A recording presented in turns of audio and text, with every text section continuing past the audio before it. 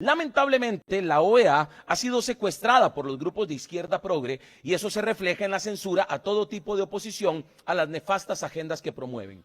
En varias de las resoluciones que se presentaron, buscan forzar que en la legislación de los Estados miembros, como Costa Rica, se incluya el absurdo lenguaje de la ideología de género. También se planteó la implementación de una política exterior feminista. Siguen metiendo una redefinición del concepto de mujer. Hablan de mujeres en toda su diversidad para incluir dentro de los derechos de las mujeres a los trans. Una vez más, la farsa del feminismo, quitándole los espacios a las mujeres de verdad para entregárselos a hombres que se ponen vestido y tacones. También se habló de derechos reproductivos, que no es otra cosa que aborto. Insisten en avanzar con su agenda de muerte. Y para rematar, la representación de Canadá propuso una resolución para perseguir lo que ellos llaman movimientos regresivos e incluir el concepto antiderechos. Sabemos que para ellos, derechos humanos son exclusivamente los caprichos de la comunidad LGTB y las feministas abortistas, y quienes nos opongamos a esas agendas, para ellos somos antiderechos. Nos quieren callar para que sus agendas avancen sin ningún tipo de oposición. Es ahí donde se necesitan voces que no permitan que se silencie la verdad.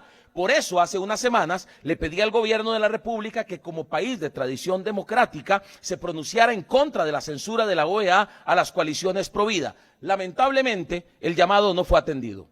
Más bien, varios de los representantes de grupos pro vida que estuvieron ahí en Paraguay se manifestaron sorprendidos con la actitud de la representación de Costa Rica en dicha asamblea. Nos dicen que en un principio Costa Rica tuvo una postura tímida, guardó silencio en la discusión de estas agendas nefastas, pero que con el avance de los debates, Costa Rica empezó a pronunciarse, pero con una inclinación muy favorable a la agenda progre que se estaba promoviendo. Es decir, lo mismo que se hizo en los gobiernos del PAC en esos organismos internacionales. El sentir de esas personas que estuvieron ahí en las discusiones es de decepción con la representación de Costa Rica. Esperaban de nuestro país una actitud como la que llevó el gobierno de Argentina, de Javier Milei, que fueron férreos opositores a toda esta agenda progre, que siempre levantaron la voz en defensa de la vida y la familia. Lo mismo la delegación de El Salvador, de Nayib Bukele, y la de Paraguay. Incluso Argentina presentó una resolución para que se acuerde condenar la venta de niños, que lamentablemente fue rechazada por los estados progres, y en esa discusión el gobierno de Costa Rica optó por no pronunciarse, aunque parezca increíble.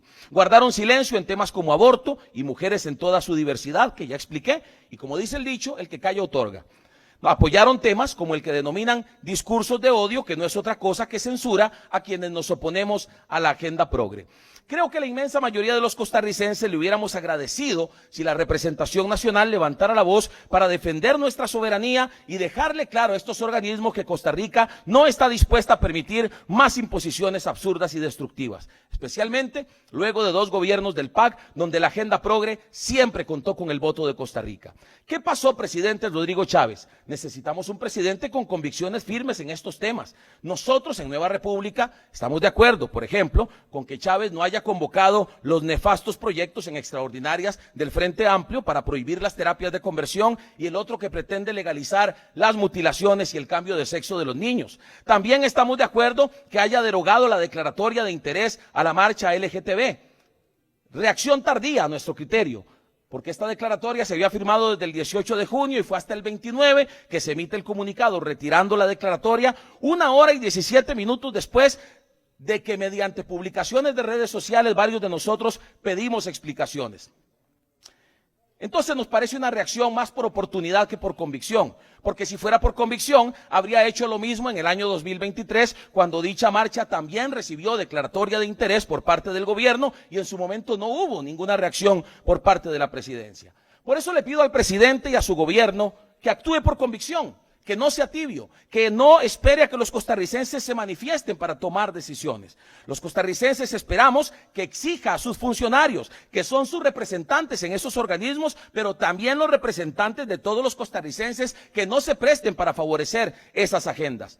La inmensa mayoría de los costarricenses defendemos estos valores y eso quedó en evidencia en la discusión de estos días sobre la declaratoria. Por eso insisto al gobierno en varias cosas, que por convicción no permita que esa agenda prospere en Costa Rica, Y más bien le pido por cuarta vez que firme el Consenso de Ginebra, que adhiera a nuestro país al Consenso de Ginebra para decirle a los organismos internacionales que no estamos dispuestos a aceptar imposiciones en temas como el aborto, ideología de género y destrucción de la familia. El presidente Chávez se apresuró a decir un día de estos que Fabricio Alvarado no tiene injerencia en sus decisiones, y tiene razón, porque si tuviera injerencia, él hubiera firmado ya el Consenso de Ginebra, ya hubiera cambiado la norma técnica del aborto y no se hubiera firmado la declaratoria de interés de la marcha LGTB en el año 2023.